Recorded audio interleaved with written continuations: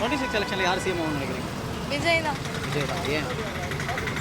பெரம்பூரில் நிற்கிறாங்க. கண்டிப்பாக எங்கள் ஏரியா தான் இது. கண்டிப்பாக அவங்க தான் ஜெயிப்பாங்கன்னு நினைக்கிறேன். ஆனால் டிஎம்கே ரொம்ப ஸ்ட்ராங்காக இருக்காங்க, விஜயால் ஜெயிக்க முடியாதுன்றாங்க. லைக் இப்போ கொஞ்சம் அந்த த்ரிஷா மேட்டர்னால அப்படி ஃபீல் பண்ணுறாங்க. த்ரிஷா அந்த மேட்டர் இல்லைன்னா விஜய் தான் நிற்பாங்க, ஜெயிப்பாங்கன்னு நினைக்கிறேன். இதனால ஓட்டு கம்மியாகும்னு நினைக்கிறீங்க? ஆமாம், கம்மியாகும். நீங்கள் உங்கள் ஓட்டு யாருக்கு? விஜய் தான். விஜய் தான். பெரம்பூர் தொகுதியில் தான் விஜய் நிற்கிறாரு. ஜெயிக்கிறதுக்கான வாய்ப்பு எந்த அளவுக்கு இருக்குன்னு நினைக்கிறீங்க? அதிக அளவில் தான் இருக்கும் அப்படின்னு நினைக்கிறேன். ஏன்னா இங்கே நிறைய பேர் விஜய் ஃபேன்ஸ் உங்களுக்கே தெரியும். அதனால் விஜய்க்கு நிறைய ஓட்டு இருக்கும் அப்படின்னு சொல்லிட்டு நினைக்கிறேன். இப்போ ஃபேன்ஸ் எல்லாருமே ஓட்டு போட்டுருவான்னு கண்டிப்பாக சொல்ல முடியுமா? கண்டிப்பானா அது சொல்ல முடியாது. ஏன்னா வந்து ஃபேன்ஸ் அப்படின்னு தனிமையாக பார்த்தா அப்படி இருப்பாங்க. ஆனால் வந்துட்டு நியாயமாக ஓட்டு போடணும், இப்போ எல்லாமே நமக்கு பண்ணிடுவாங்க அப்படின்ற நம்பிக்கையில் கொஞ்சம் கம்மியாக தான் இருக்கும் அப்படின்னு நினைக்கிறேன். நீங்கள் யாருக்கு சப்போர்ட் பண்ணுறீங்க? நான் விஜய் ஃபேனாக பிடிக்கும். ஆனால் வந்துட்டு ஓட்டுனா திமுகவுக்கு போட்டு. திமுக போடுவீங்க. எப்படி அந்த புரிதல் வருது உங்களுக்கு? எப்படின்னா வந்துட்டு எல்லாமே வந்து ஒரு மாதிரி அவர் இப்போ தான் ஃபஸ்ட் டைம் நிற்கிறாரு சொல்லப்போனால். ஆனால் அவர் முன்னாடி திமுகவில் இருக்கிறவங்க முன்னாடிலேருந்து நிற்கிறாங்க. நமக்கு என்ன வேணும் அப்படி சரியாக செய்யலைனா கூட என்ன பண்ணணுமோ கொஞ்சம் ஒரு தெரிஞ்ச அளவுக்கு பண்ணுறாங்க. ஆனால் அவர் எதுவுமே தெரியாது. ஃபேனுன்ற பட்சத்தில் ஓட்டு போடுறது வேறு, ஆல்ரெடி நின்றுட்டு அவங்களுக்கு என்னென்ன தேவைன்னு பார்த்து பண்ணுறது வேறு. ஆனால் திமுக ஒரு தீய சக்தி, அதை அழிக்கிறதுக்காக நான் உள்ளே வந்திருக்கேன் அப்படின்றாரு. அதை பற்றி என்ன நினைக்கிறேன்? அதை பற்றி எல்லாரும் இப்போ அவர் மட்டும் இல்லை, விஜய் எல்லாருமே அவங்கவுங்க தொகுதியில் அவங்கவுங்க நிற்பாங்க. நிற்கும் போது அவங்கவுங்க ஆப்போசிட்டில் இருக்கிறவங்க யாராக இருந்தாலும் வில்லனாக தானே தெரிவாங்க. அதனால் அவர் அப்படி சொல்கிறதுல தப்பு இல்லை சொல்லணும். ஜெயிப்பார் நினைக்கிறீங்களா? நான் பெரம்பூர் தொகுதியில் ஜெயிப்பார், விஜய் ஜெயிப்பார். ஆனால் நீங்கள் திமுக சப்போர்ட்? சரி, அப்படிதான். நான் பெரம்பூரில் விஜய் நிற்கிறாரு, அதை பற்றி என்ன நினைக்கிறீங்க? வர்றது நல்லது தான், எல்லாம் செய்கிறேன்றாங்க. யாரும் எதுவுமே செய்யலை. முக்கியமாக ஆட்டோக்காரங்களுக்கும் எதுவும் செய்யலை. நான் எல்லா இடத்துலையும் நல்லா பண்ணுறாங்க. நான் வந்து பக்கா எம்ஜிஆர் ரசிகர். நான் எடப்பாடி கட்சிக்கார்.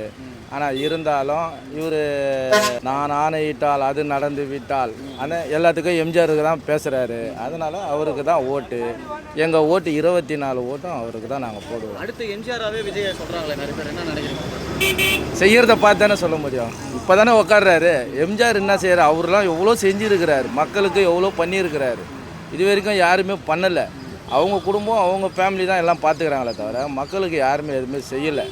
இவர் செஞ்சார்னா எம்ஜிஆருக்கும் மேலே செய்வாங்க எல்லாருமே.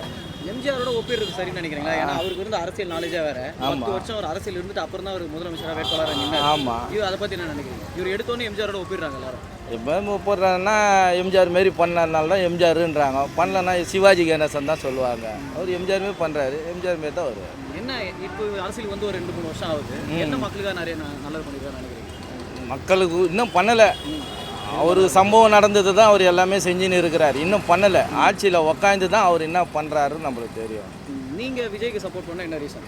நாங்கள் ரீசன் பண்ணுறோன்னா என் வீட்டில் என் பேரன் தொல்லை தாங்க முடியல, என் பொண்ணுங்க தொல்லை தாங்க முடியல. நீ எதுக்கு ரெட்டையில் போடுற, இந்த வாட்டி டிவிக்கு போடு அப்படின்னு அவங்க என்னை கம்பல் பண்ணுறாங்க. அதனால் நான் அவங்கள தான் போடுவேன். அவங்க சொந்தக்காரு ஃப்ரெண்டு எல்லாருக்கும் அவங்க இங்கே தான் பெரம்பூர் தொகுதி தான் ஓட்டு போடணும்னு சொல்லி அவங்க கம்பல் பண்ணுறாங்க. எவ்வளோ ஓட்டு இருக்கும் வர எங்கள் பொறுத்தவரை 24 ஓட்டு எங்கள் ஓட்டு. கிராமத்தில் இருக்கிறாங்க அவங்க ஓட்டும் ஒரு 40-50 ஓட்டு வரும். எல்லா ஓட்டும் டிவிக்கே தான் வரும். விஜய் முதல்வர் ஆகிட்டாருன்னா என்ன மாதிரி விஷயங்களை பண்ணணும்னு நினைக்கிறீங்க? என்ன விஷயம் பண்ணலாம்ல, நாங்கள் ஆட்டோக்காரங்க கஷ்டப்படுறோம். எங்களுக்கு எதனா செஞ்சால் போதும். புரியுதுங்களா? இப்போது நலத்திட்டம்னா எங்களுக்குன்னா மீட்ரு போட்டு, அதாவது கிலோமீட்டருக்கு 18 ரூபா, வேறு 2 கிலோமீட்டர் போனால் 40 ரூபா, ஒரு கிலோமீட்டருக்கு 5 ரூபா கொடுத்தா கூட போதும். நாங்கள் மீட்ரு போட்டு ஆட்டோ ஓட்டிக்குவோம்.